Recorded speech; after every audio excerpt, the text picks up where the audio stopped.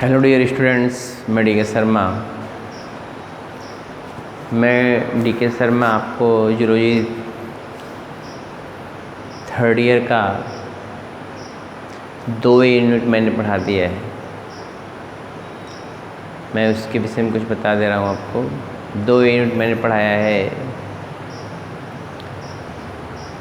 जिसमें से पहले यूनिट में आपको पढ़ना था 3 एनिमल। हाँ, 3 ही तो थे संभवतः। और वो 3 एनिमल थे ट्रिपैनोसोमा, दूसरा था जियार्डिया इंटेस्टाइनलिस, जियार्डिया लैम्ब्लिया इंटेस्टाइनलिस, तीसरा था बुचरेरिया बैंक्रफ्टाई। 3 इसमें से लाइफ साइकिल पूछता है आपसे, तीनों की लाइफ साइकिल आ सकती है। 2 का तो कन्फर्म आता है, क्योंकि 1 यूनिट से आपको मिलने वाले होते हैं कम से कम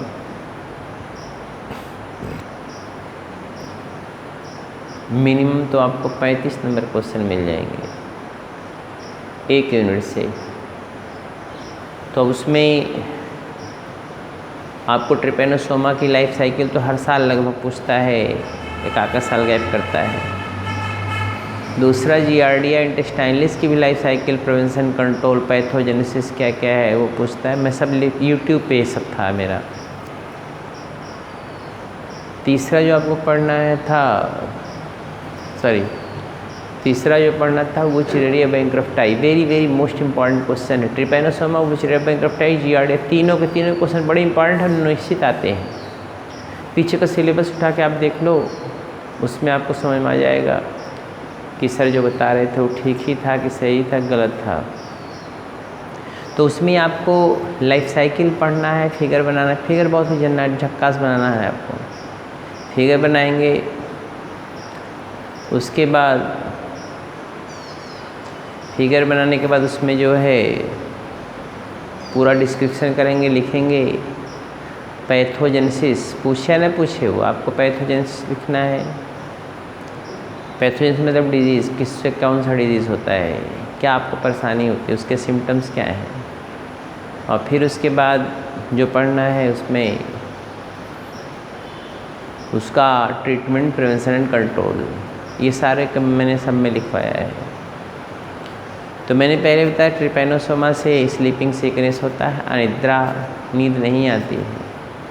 लेकिन नींद आती है तो ऐसी आती है कि चल ही बसते हैं, या तो एकदम नींद नहीं आएगी, और जब सेरेब्रोस्पाइनल फ्लूइड पहुंचेगा तो बहुत नींद आती है, कोमा में चले जाते हैं।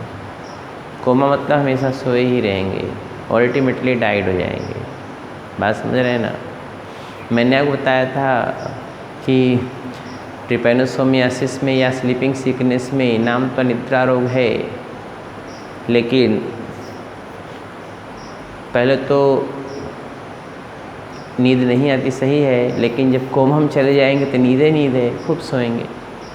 अरे खूब नींद, कोमा का मतलब अनकॉन्शियसनेस बोलिए ना, तो खूब सोएंगे, अब कुछ दिन बाद मर जाएंगे। अब इससे बढ़िया नींद कहाँ आएगी, बोलिए ना। तो ट्रिपैनोसोमा के द्वारा स्लीपिंग सिकनेस होता है। वेक्टर होस्ट मैंने अभी कल पढ़ाया था आपको, सीसी फ्लाई उसका होता है, सीसी फ्लाई। दूसरी बात मैंने आपको बताया था जियार्डिया लैम्ब्लिया इंटेस्टाइनलिस। जियार्डिया लैम्ब्लिया इंटेस्टाइनलिस जो होता है, उसके द्वारा जो डिजीज़ होता है वो होता है जियार्डिया लैम्ब्लिया इंटेस्टाइनलिस द्वारा जो डिजीज़ होता है वो होता है डायरिया। आपको मैं बता चुका हूँ, लिखा चुका हूँ, समझा चुका हूँ, पढ़िएगा। जो समझ में नहीं आएगा पूछिएगा। तीसरा है बुचरेरिया बैंक्रफ्टाई। मैंने बताया एलिफेंटियासिस को बोलते हैं फील पाँव, पैर फूल जाता है। समझ रहे हैं ना। तो ये तो फुल क्वेश्चन लाइफ साइकिल पूछते हैं, लाइफ साइकिल पूछे फुल क्वेश्चन। अब शॉर्ट नोट में क्या पूछता है, इस यूनिट से उसने पूछ दिया ट्रिपेनोसोमा की एक्सटर्नल मॉर्फोलॉजी बताइए, बोलिए ना। फिर क्वेश्चन ने पूछ दिया बुचरेरिया का जो बुचरेरिया का एक वो होता है लार्वल फॉर्म, जुवेनाइल फेज कहें, लार्वत नहीं कह सकते हो, जुवेनाइल फेज कह लीजिए, उसका नाम है माइक्रोफाइलेरिया, उस पर 60 नोट पूछता है, समझ रहे हैं ना। तीसरा जियार्डिया का एक्सटर्नल मॉर्फोलॉजी, ये तो पहले से 3 60 नोट हो गए, 2 का एक्सटर्नल मॉर्फोलॉजी और 1 का माइक्रोफाइलेरिया। यहीं पर ही समाप्त होगा पहला यूनिट। सेकेंड यूनिट में भी 35 नंबर क्वेश्चन कम से कम आएंगे, समझ रहे हैं ना। 35 का 40 नंबर तक कभी कभी आ जाते हैं। तो उसमें पहला जो है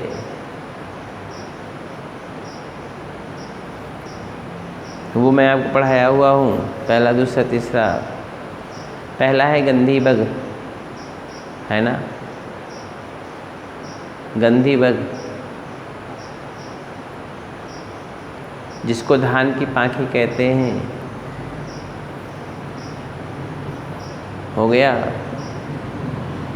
लेप्टोकोरिसा।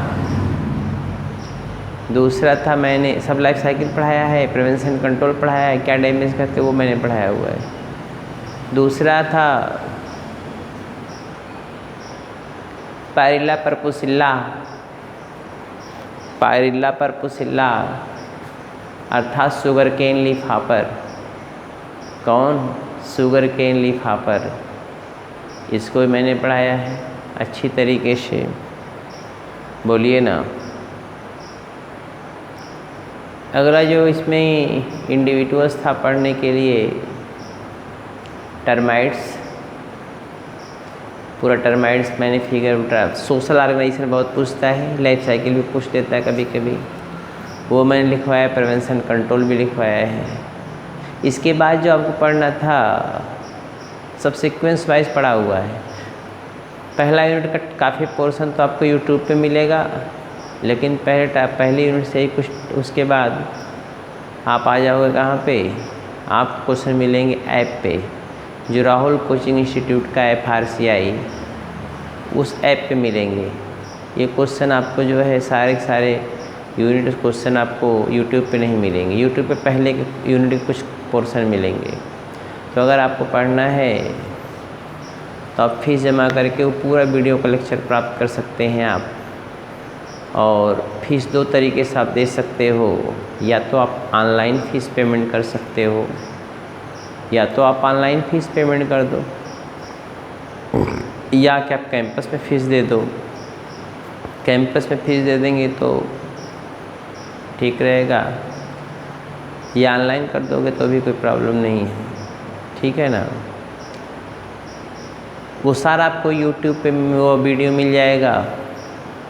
यूट्यूब पे नहीं, आप आधा तो पहले शुरुआती दौर का तो आपको यूट्यूब पे मिलेगा, लेकिन बाद वाला पोर्शन जो मिलेगा वो कहाँ मिलेगा आपको, ऐप पे। वो कौन है? राहुल कोचिंग इंस्टीट्यूट का ऐप। अब आपको मैं बता रहा था लाइफ साइकिल ऑफ मॉस्क्वीटो पूछता है, मॉस्क्वीटो का लाइफ साइकिल, ठीक है, लाइफ साइकिल ऑफ मॉस्क्वीटो का लाइफ साइकिल पूछता है। तो लाइफ साइकिल मैंने लिखवा दिया। 3 इसकी बिरादरी होती हैं, तीनों बिरादरी के विषय मैंने लिखवा दिया। उससे कौन डिजीज़ होता है ये भी मैंने लिखवा दिया है, समझ रहे हैं।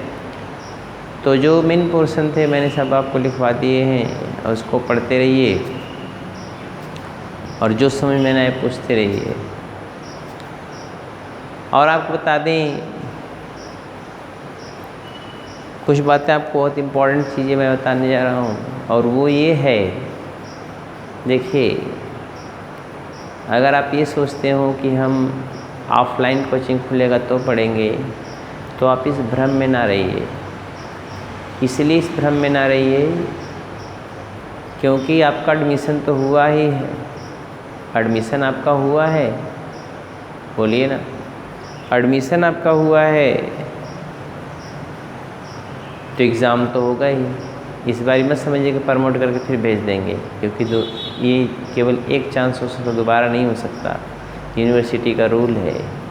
और आपको नंबर भी उसी आधार पे मिलेगा जो इस बार नंबर पाए रहेंगे। आपको नहीं पता होगा, जान लीजिए, जो आप इस बार नंबर पाए रहेंगे उसी आधार पर आपको नंबर मिलेगा।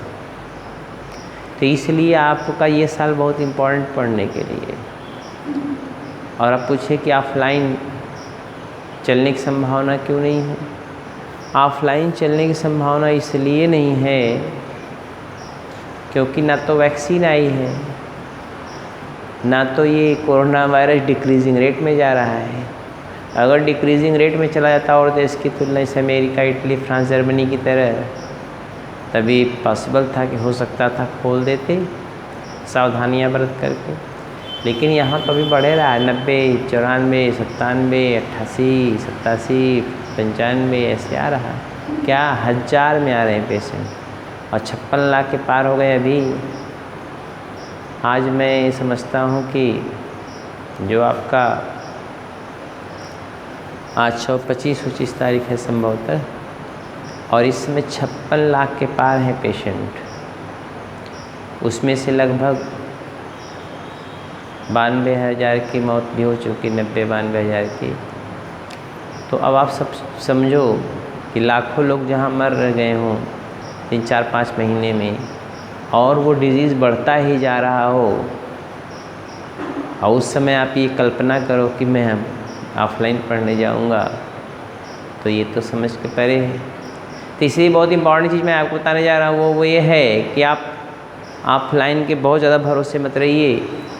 हालांकि पेपर में दिया भी था कि आप नवंबर से चल सकता है, तो नवंबर से चल के अप्रैल तक जाएगा पढ़ाना, तो एग्ज़ाम तो होगा, पढ़ना आपको है।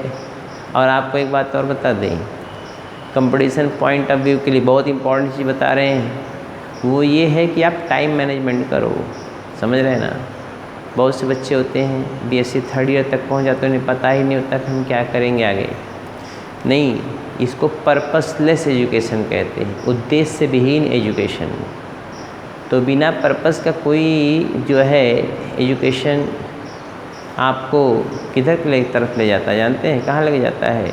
वो सीधा आपको लेके जाएगा बेरोजगारी की तरफ। पर्पस बना लीजिए कि हमको पीसीएस का एग्ज़ाम देना है, आईएएस का एग्ज़ाम देना है, कि लेक्चरर बनना है, कि प्रोफेसर बनना है, कि जो है malaria inspector, food inspector, drug inspector, fish का डायरेक्टर बनना है, डॉक्टर बनना है। बोलिए ना, इंटर कॉलेज का लेक्चरर बनना है, क्या बनना है ये आप डिसाइड पहले कर लो। 3rd ईयर में हो तभी डिसाइड कर लो कि हमको क्या करना है। उसी हिसाब से पढ़ते हुए आप जो है टाइम का मैनेजमेंट करें। टाइम का मैनेजमेंट बहुत इम्पॉर्टेंट है आपके लिए। और टाइम टेबल आप सेट कर लो कि हमको बीएससी का 3 घंटे पढ़ना, बाकी कंपटीशन का पढ़ना है। 3 घंटे बीएससी आप पर डे पढ़ें बहुत है, जितना पढ़ाया जाता है उतना खाली 1 घंटा दोहरा लीजिए, जाकर 1 घंटा 2 सब्जेक्ट, 1.5 घंटा 2 सब्जेक्ट दोहरा लीजिए, वो आप सफिशिएंट आपके लिए। 74%, 80%, 82% पा सकते हो आप। अब आपके ऊपर डिपेंड। 3rd ईयर में बहुत ज़्यादा नंबर मिलता है, आपको पता नहीं होगा लेकिन जान लीजिए 3rd ईयर में जो है नंबर बहुत ज़्यादा मिलता है आपको, लेकिन आपको थोड़ा सा दिमाग तो लगाना ही पड़ेगा। अब इसमें मैं आपको बता टाइम को मैनेजमेंट। 3 घंटा अगर आप पढ़ रहे अपने सब्जेक्ट का, तो जो तैयारी वाला सिस्टम है, तैयारी वाला सिस्टम का कम से कम आप तैयारी वाला भी इतना पढ़ो जितने से आपको कम से कम अच्छा से अच्छा नंबर गेन हो। बोलिए ना, और सिलेक्शन पा जाओ। सिलेक्शन पाने में, तैयारी करने में माइन्यूट सा डिफरेंस है, माइन्यूट डिफरेंस सिलेक्शन पाने में और तैयारी करने में। तैयारी करने वाला सिर्फ ये कहता मैं तैयारी कर रहा, पढ़ रहा हूँ, वही मान के चलता कि वहाँ अभी तो एग्ज़ाम तो 6 महीने बाद होगा, 4 महीने बाद होगा, 5 नहीं। और जो सिलेक्शन पाने वाला बच्चा होता है वो अपने टाइम टेबल को सेट कर लेता है। सेट करने के अलावा वो डिवोशन दिखाता है और इसके अलावा जो है डेडिकेशन भी वो करता है। तो ये जो त्याग है, कैसा सालगिरह होता है, कैसा बर्थडे, कैसा शादी में इनविटेशन, कुछ नहीं, एकदम केवल क्या एक लक्ष्य, हमको डॉक्टर बनना है, हमको IAS बनना है, हमको PCS बनना है, बोलिए ना। तो सिर्फ ये आप सोचो, कल्पना करो और उसी के कार्ड में पढ़ो। 15-15, 20-20 लाख फार्म पढ़ते हैं, आप सोचो कहाँ हो आप। पूरे इंडिया से अगर लोगे 20 लाख तो आपको 20 लाख के ऊपर जाना पड़ेगा। 20 लाख के ऊपर जब आप जाओगे तब आपको सिलेक्शन मिलेगा ना। उसके पहले सिलेक्शन पा सकते हो आप? नहीं। तो आपको अगर सिलेक्शन पाना है तो 20 लाख के ऊपर जाना पड़ेगा, 14 लाख के ऊपर जाना पड़ेगा। तो 14 लाख के ऊपर कैसे जाओगे? रात भर सो के 8 घंटा? ऐसा नहीं होता। त्याग करो, थोड़ा भोजन कम करिए, एक्सरसाइज थोड़ा करिए, 1 आधे घंटे योगा करिए, खाने का समय निर्धारित कर लीजिए, पढ़ने का समय निर्धारित कर लीजिए, किसी से मिलने का भी समय निर्धारित कर लीजिए कि हमको आधे घंटे मिलना है, सबसे मिल लेंगे आधे घंटे। ये नहीं कि आज सालगिरह 24 घंटा गायब, आज बर्थडे है तो 12 घंटा गायब, आज शादी उनके यहाँ तो 3 दिन गायब। नो, ऐसा कुछ भी नहीं होता। जितने भी कंपटीटर होते हैं, जो सिलेक्शन पाने वाले लड़के होते हैं, वो आप सुनेंगे उनके, तो उनके अंदर वो डिवोशन होता है जो आप कल्पना नहीं कर सकते। यही माइन्यूट सा डिफरेंस है। एक तरफ वो सब कुछ त्याग देते हैं और जो दूसरी तरफ सिलेक्शन न पाने वाले होते हैं, वो थोड़ी सी खाली कमियों को नहीं ढूंढ पाते कि हमारी कमी कहाँ है। एक बार आप फेल हुए, एक बार आप मान लीजिए सिलेक्शन नहीं पाए, तो आप कमी को ढूंढो, हमारे अंदर कमी कहाँ है, उस कमी को दूर करो। और रिवीजन फेज़ बहुत इंपॉर्टेंट चीज़ आप बता रहे हैं। रिवीजन फेज़, अगर आप कोई चीज़ पढ़ते हुए चले जा रहे हैं, सब कुछ पढ़ते हुए चले जा रहे हो, पढ़ते चले जा रहे हो, तो वो रिवीजन फेज़ में आपका मैटर नहीं आ पाएगा। और जब रिवीजन फेज़ में नहीं आएगा तो आपको बातें याद नहीं होंगी, और जब याद नहीं होंगी तो प्रॉब्लम होगी ना।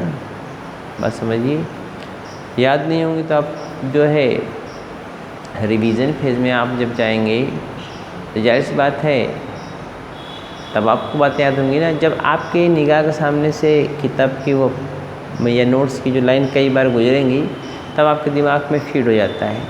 इसको बोलते लॉन्ग टर्म मेमोरी।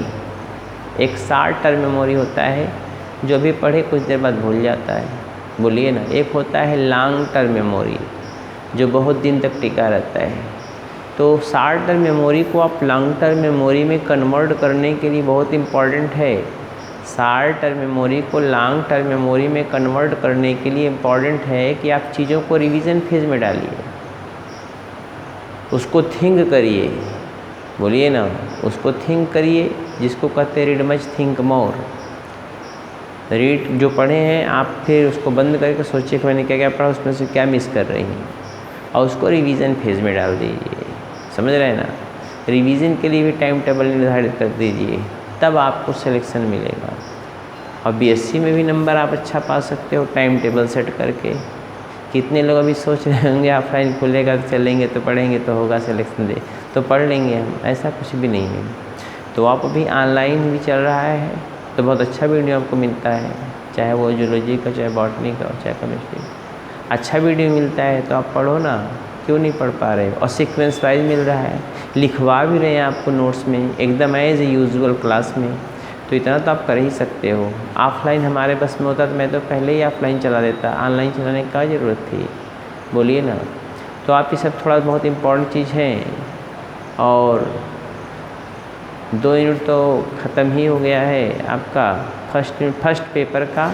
मैं BSc थर्ड ईयर का फर्स्ट पेपर का पहला 2 यूनिट, फर्स्ट और सेकेंड 2 यूनिट मैंने ख़त्म किया है। समझ रहे हैं ना। अगर 2 यूनिट में से कोई आपको प्रॉब्लम हो रही होगी तो आप एक बार कमेंट ज़रूर करें। तो हो सकता है कुछ एकाध चीज़ क्वेश्चन ऐसा आ रहा हो जो आप न समझ पा रहे हैं तो मैं उसको बता दूं या लिखवा सकता हूं। इसीलिए मैंने आज लेक्चर मैं कल आपको मैं कल आपसे पूछूंगा, आप रात में ही कमेंट करके भेज दीजिएगा सर ये चीज़ नहीं छूटा, मैं ये चीज़ छूटा हुआ है।